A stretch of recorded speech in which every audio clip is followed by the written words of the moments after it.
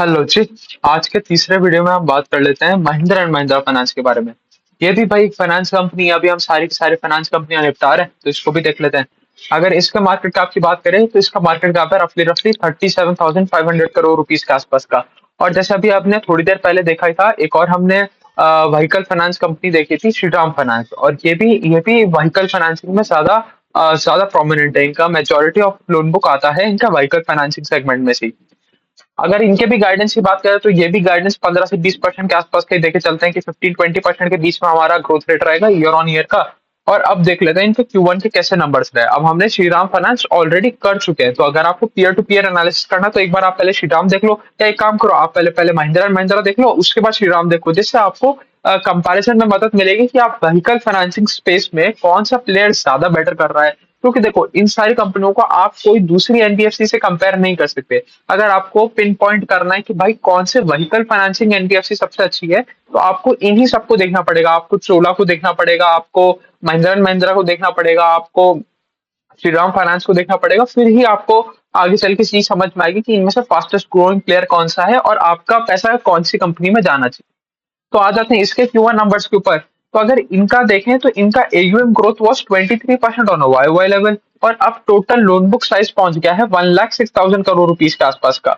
But इनका, अगर मैं डिस्बर्समेंट की बात करूं तो disbursement only went up bye 5% on a YOY level. और ये प्रॉब्लम इनको पिछले 2-3 क्वार्टर से आ रहा है कि AUM तो बढ़ रहा है बट डिस्बर्समेंट नहीं बढ़ रहा। तो ये एक प्रॉब्लमेटिक सिनेरियो है। आपका डिस्बर्समेंट का रेट ऑफ ग्रोथ भी 20-25% होना चाहिए, नहीं तो आगे चल के आपकी ग्रोथ आएगी ही नहीं। आगे चल के आपको प्रॉब्लम हो जाएगी, क्योंकि आपने तो अभी तो जो आपका AUM है पीछे से आप खींच के लेके आ रहे हो, उस पे भी आपको ग्रोथ देखने को मिल रहा है। बट अगर आप 25% का ग्रोथ डिस्बर्समेंट में नहीं लेके आओगे तो नेक्स्ट ईयर आपका ग्रोथ नहीं आएगा। इसीलिए आप देख रहे हो ये सारे स्टॉक्स में 21-22-23% के आसपास की AUM ग्रोथ होने के बाद भी यहाँ पर आपको प्राइस अप्रिसिएशन नहीं मिल रहा, शेयर का भाव नहीं बढ़ रहा। क्योंकि जो जो शेयर होल्डर है वो ये देख रहे हैं कि AUM ग्रोथ तो चलो आ गया 23% का, पर डिस्बर्समेंट ग्रोथ नहीं है। अब आपको थोड़ा सा समझना क्या पड़ेगा। अब थोड़ा सा समझते हैं कि आप सपोज Q1 FY24, मतलब एक साल पहले आपका AUM था 100 रुपए का, और आज की डेट में आपका AUM है 123 रुपए का। तो 23% का ग्रोथ आ गया। 123 रुपीज का AUM आ जाए तो 23% का ग्रोथ आ गया AUM में। बट अब सपोज आप एक चीज समझो कि इस 123 में से ये जो 23 एडिशन हुआ, ये 23 में से 15 रुपीज पहले क्वार्टर में आ गया था। और बचावा बचावा जो हमारा 7 रुपया 8 रुपया है, वो आ गया था हमारे क्वार्टर 2 में। तो क्वार्टर 3 में कोई ग्रोथ नहीं हुआ, क्वार्टर 4 में भी ग्रोथ नहीं हुआ, और Q1 FY25 में भी कोई ग्रोथ नहीं हुआ। क्योंकि डिस्बर्समेंट ग्रोथ तो सिर्फ 5% का ही है ना। तो जब नेक्स्ट ईयर हम जाएंगे तब हमें कोई ग्रोथ देखने को नहीं मिलेगा। तो disbursement should also grow at 20-25%, so that you can maintain the 25% AUM growth for a longer period of time। तो यहाँ पर ये वाला प्रॉब्लम आते हुए दिख रहा है कि AUM ग्रोथ तो 23% आ रहा है, बट डिस्बर्समेंट ग्रोथ 23% नहीं आ रहा। डिस्बर्समेंट ग्रोथ सिर्फ 5% ही आ रहा है। आप पिछले क्वार्टर में भी जाके देखोगे तो पिछले क्वार्टर में भी इनका डिस्बर्समेंट ग्रोथ 5% का ही था। तो इसीलिए इनका ये रिजल्ट अच्छा नहीं माना जाएगा। आप अपना एसेट क्वालिटी सुधार लो, आप अपना AUM ग्रोथ दिखा दो, उससे बात नहीं बनेगी ना। आपको AUM ग्रोथ आपने आज तो दिखा दिया, बट नेक्स्ट ईयर क्या करोगे? Q1 FY26 में क्या करोगे? उसके लिए तो आपको आज आपका डिस्बर्समेंट बढ़ाना पड़ेगा ना, और डिस्बर्समेंट आपका बढ़ नहीं रहा। तो ये एक इनकी प्रॉब्लमेटिक चीज है, इसके बारे में भी हमें थोड़ा सा ध्यान रखना पड़ेगा। ये भी एक व्हीकल फाइनेंसिंग कंपनी है। अगर मैं इनका इनका मिक्स देखूं कि कौन सा सेगमेंट से कितना इनका लोन बुक आता है, तो हमें पता चलेगा 40% आता है पैसेंजर व्हीकल से, 20% आता है कमर्शियल व्हीकल से, और कंस्ट्रक्शन इक्विपमेंट से। तो कमर्शियल व्हीकल और कंस्ट्रक्शन इक्विपमेंट कंट्रीब्यूट करते हैं 20%, और 13% आता है प्री ओन्ड व्हीकल से, 11% ट्रैक्टर से, 5% SME है, और 4% SME MSME और अदर लोन्स हो गए। तो मोटा मोटी सबसे बड़ा सेगमेंट आता है हमारा पैसेंजर व्हीकल से। क्योंकि देखो, महिंद्रा एंड महिंद्रा फाइनेंस है तो महिंद्रा की सब्सिडरी है, तो वहां से तो इनको मदद मिलती है पैसेंजर व्हीकल सेल्स में। और इनका सेकंड मोस्ट कंट्रीब्यूटर है हमारा कमर्शियल व्हीकल और कंस्ट्रक्शन इक्विपमेंट। वहीं हम श्रीराम के केस में देखेंगे तो श्रीराम में हमें क्या पता चलता है कि उनका मेजोरिटी पोर्शन आता है कमर्शियल व्हीकल से। और कमर्शियल व्हीकल अभी स्लो डाउन में, वो सेकंड हैंड कमर्शियल व्हीकल में ग्रोथ आ रही है, न्यू कमर्शियल व्हीकल में ग्रोथ नहीं आ रही है। यहाँ पर मेजोरिटी सेगमेंट है पैसेंजर व्हीकल का, इसीलिए आपको थोड़ा सा रेट ऑफ ग्रोथ ज्यादा देखने को मिल रहा है। वो वहां पर 15% का गाइडेंस दे रहे हैं, तो आप 15 से 20% के आसपास का गाइडेंस दे रहे हो और उसको बीट करने की कोशिश कर रहे हैं 23% के आसपास का। एयूएम ग्रोथ दिखा रहा है, बट फिर बात वही है कि डिस्बर्समेंट ग्रोथ जब तक नहीं आएगा तब तक बात नहीं बनेगी, नहीं बनेगी। अगर मैं कलेक्शन एफिशिएंसी की बात करूं तो इनका कलेक्शन एफिशिएंसी घट गया। अब देखो किसी भी फाइनेंशियल के लिए कलेक्शन एफिशिएंसी एक बहुत इंपॉर्टेंट पैरामीटर होता है कि जो आपने बाहर पैसा डाल रखा है, जो आपने बाहर लोन दे रखा है, उसकी ईएमआई आ रही है नहीं आ रही है, वो हमें पता चलता है हमारी कलेक्शन एफिशिएंसी से। और जनरली Q1 में कलेक्शन एफिशिएंसी खराब हो जाती है, और इनके साथ भी वही चीज हुआ। जो लास्ट क्वार्टर में 98% के आसपास की कलेक्शन एफिशिएंसी थी, वो घट के रह गई सिर्फ और सिर्फ 94% के आसपास का कलेक्शन एफिशिएंसी।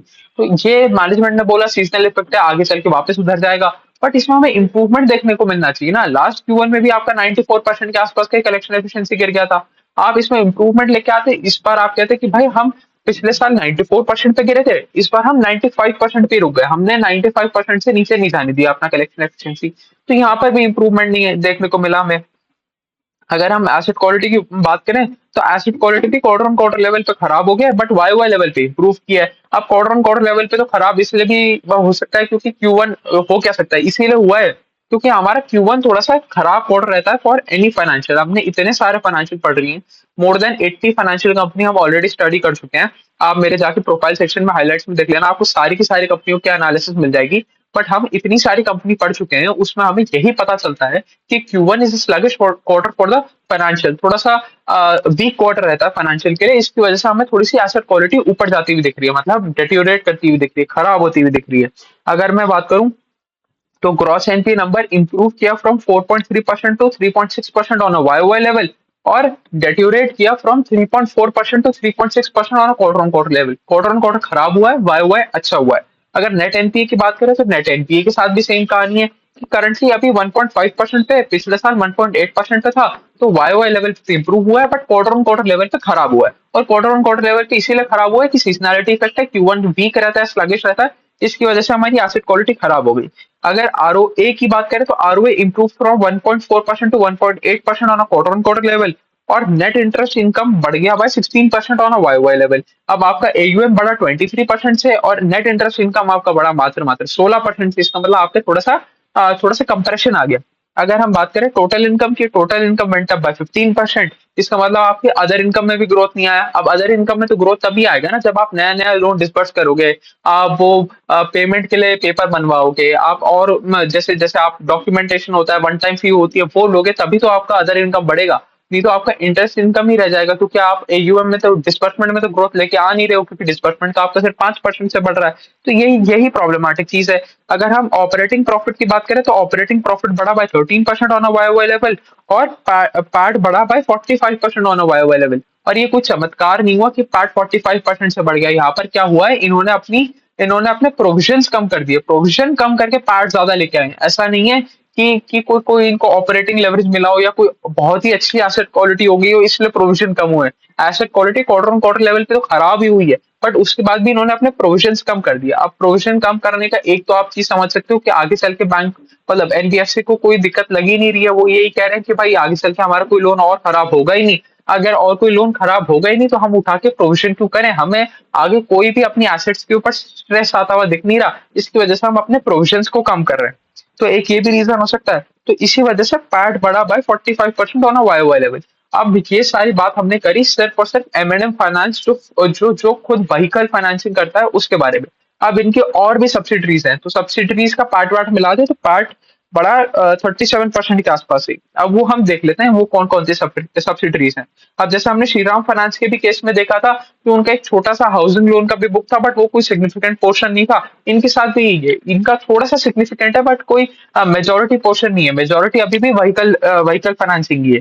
अगर मैं बात करूं इनके जो स्मॉल हाउसिंग फाइनेंस कंपनी है उनके बारे में, तो उनका जो डिस्बर्समेंट ग्रोथ था वो था 70% के आसपास का, तो वो अच्छा डिस्बर्समेंट ग्रोथ था। तो अगर हम देखें महिंद्रा महिंद्रा एंड फाइनेंस के जो व्हीकल वाला सेगमेंट था, व्हीकल वाले सेगमेंट में डिस्बर्समेंट में ग्रोथ कितना है, मात्र 5% के आसपास का। और जो हमारा जो छोटा सा एकदम छोटे बेस का है, छोटा बेस है, इसकी वजह से हमें ज्यादा ग्रोथ देखने को मिल रहा है। तो जो जो हमारा स्मॉल हाउसिंग फाइनेंस कंपनी था जो महिंद्रा एंड महिंद्रा के अंडर आती है, उसमें डिस्बर्समेंट ग्रोथ आया 70% का। तो अगर हम ओवरऑल पूरी कंपनी का एग्रीगेट निकालेंगे तो हमें पता चलेगा मात्र मात्र 7% के आसपास का डिस्बर्समेंट ग्रोथ आया है, जिसमें से 5% आया हमारा व्हीकल वाले सेगमेंट में जो हमारा मेजोरिटी वाला सेगमेंट है, और 70% आया हमारे ये हाउसिंग लोन वाले सेगमेंट में से। इसका बेस बहुत छोटा है, ये कुछ बहुत ज्यादा लोन बुक में कंट्रीब्यूशन करता नहीं है, इसी वजह से यहाँ पर ग्रोथ देखने को मिला। और आप देखो ना 70% जोड़ने के बाद भी जो एवरेज ग्रोथ रेट बन रहा है वो हमारा सिर्फ और सिर्फ 7% के आसपास का बन रहा है। तो इससे पता चल ही जाता है कि कितना छोटा सा पोर्शन है ये। अगर मैं इनकी बात करूं तो हमें पता चलेगा जो टोटल इनकम है, total income went up by 17% on a Y level. Net interest income, sorry, total income went up by 20% on a Y level. PAT went up by 37% on a Y level. और जो net interest income है went up by 19% on a Y level. अगर हम एक और चीज देखें, एक और चीज देखें कि ये अभी भी लॉस मेकिंग कंपनी, ये घाटा कर रहे हैं। तो जो पेरेंट है, जो जो मतलब जो इनका व्हीकल फाइनेंसिंग वाला सेगमेंट है, वो तो प्रॉफिट कर रहा है, वो तो फायदा दिला रहा है कंपनी को, और ये पैट में रिडक्शन कर रहा है क्योंकि ये लॉस कर रहा है। तो अगर हम एग्रीगेट लेवल पे देखेंगे, देखने जाएंगे, तो हमें पता चलेगा कि यहाँ पर हमारा जो जो प्रॉफिट है, वो profit only went up by 24% on a Y level. वहां पर हमें देखने को मिला था 45% का ग्रोथ आया व्हीकल फाइनेंसिंग वाले सेगमेंट में से, बट यहाँ पर घाटा हो गया। पूरी कंपनी के एग्रीगेट लेवल पे हमें पता चलेगा सिर्फ और सिर्फ 24% से ही बड़ा पार्ट। तो ये प्रॉब्लमेटिक सिनेरियो है कि जहां पर आपका डिस्बर्समेंट आ रहा है वहां पर आपका प्रॉफिट नहीं आ रहा, और जहां पर आपका प्रॉफिट आ रहा है वहां पर आपका डिस्बर्समेंट ग्रोथ नहीं आ रहा। तो ऑल इन ऑल कहानी वही है कि जब तक आप अपने व्हीकल फाइनेंसिंग वाले सेगमेंट में डिस्बर्समेंट ग्रोथ ज्यादा नहीं करोगे, आप 15 20 25% के आसपास से ग्रो नहीं करोगे। आपने 15 से 20% का गाइडेंस दिया है ना, तो आप कम से कम 18 19%, 15 16 17%, मतलब 15 से 20% के बीच का तो डिस्बर्समेंट करो। आप अगर सिर्फ 5% का डिस्बर्समेंट करते रहोगे तो अगले साल तो आपका ग्रोथ आएगा ही नहीं, अगले साल तो आपका एयूएम ग्रोथ आएगा ही नहीं, क्योंकि अभी ये जो एयूएम ग्रोथ है ये तो आप पिछले क्वार्टर्स में लेके आ गए हो और उसी को खींच रहे हो ना आगे। आपने Q1 Q2 Q3 में ग्रोथ दिखा दिया था, उसी वजह से आपको आज यहाँ पर एयूएम ग्रोथ दिख रहा है 23% के आसपास का, क्योंकि Q1 Q2 तो कोई ग्रोथ आ ही नहीं रहा ना। यही यही यही प्रॉब्लमेटिक चीज है यहाँ पर। तो वो ये कहानी कि जब तक आपका डिस्बर्समेंट ग्रोथ आएगा नहीं, आपका आपका और एयूएम ग्रोथ अगले साल नहीं आ पाएगा, और जब तक एयूएम ग्रोथ नहीं आएगा तब तक आपको आपको अच्छा वैल्यूएशन मिलेगा नहीं। तो कहानी यही थी महिंद्रा एंड महिंद्रा फाइनेंस की। एयूएम ग्रोथ 23% आ रहा है, बट प्रॉब्लमेटिक चीज क्या है कि हमारा डिस्बर्समेंट ग्रोथ नहीं आ रहा, और अगर डिस्बर्समेंट ग्रोथ नहीं आएगा तो अगले साल आपको एयूएम ग्रोथ नहीं दिखेगा। और मार्केट आगे के बारे में देखता है, आगे क्या होने वाला है। आपने पीछे जो कर दिया उसको छोड़ो, अब आप आगे क्या करने वाले हो वो बहुत ज्यादा डिपेंड करता है आपके शेयर के वैल्यूएशन पे, किस वैल्यूएशन पे आप बिक रहे हो, आपका शेयर प्राइस किधर जा रहा है, ऊपर जा रहा है, नीचे जा रहा है, अगर आप शेयर होल्डर के लिए वैल्यू बना पा रहे हो या नहीं बना पा रहे हो। और शेयर होल्डर के लिए वैल्यू तभी बनेगा जब आपका एयूएम ऊपर जाएगा, जब आपका पैट ऊपर जाएगा, क्योंकि हमें मतलब है ईपीएस से, ईपीएस ऊपर जाना चाहिए। और ईपीएस तभी ऊपर जाएगा जब आपका एयूएम ऊपर जाएगा, और एयूएम ऊपर जाएगा तो पैट ऊपर जाएगा, और पैट ऊपर जाएगा तभी ईपीएस ऊपर जाएगा। तो हमें एयूएम ग्रोथ पर बहुत ज्यादा फोकस करना है। और एयूएम ग्रोथ अभी तो हमें आता हुआ दिख रहा है, बट आगे चल के तभी आएगा जब आपका डिस्बर्समेंट का नंबर ऊपर जाएगा। ये डिस्बर्समेंट का नंबर 5% से बढ़ के, या ओवरऑल कंपनी लेवल की भी अगर मैं बात करूं कि 7% का है, तो ये 7% से बढ़ के 15 20% जब तक नहीं जाएगा तब तक हमें अगले साल एयूएम में ग्रोथ नहीं देखने को मिलेगा। अभी आप बहुत बढ़िया बहाना मार लो कि भाई एयूएम ग्रोथ आ रहा है, एयूएम ग्रोथ आ रहा है, 2 क्वार्टर आएगा, तीसरे क्वार्टर में बंद हो जाएगा, क्योंकि Q3 के बाद इनका कोई ग्रोथ आया नहीं है। मतलब जो पिछले साल Q3 गया था आज से 6 महीने पहले से, 6 महीने के बाद इनका डिस्बर्समेंट ग्रोथ बिल्कुल ही खत्म हो गया।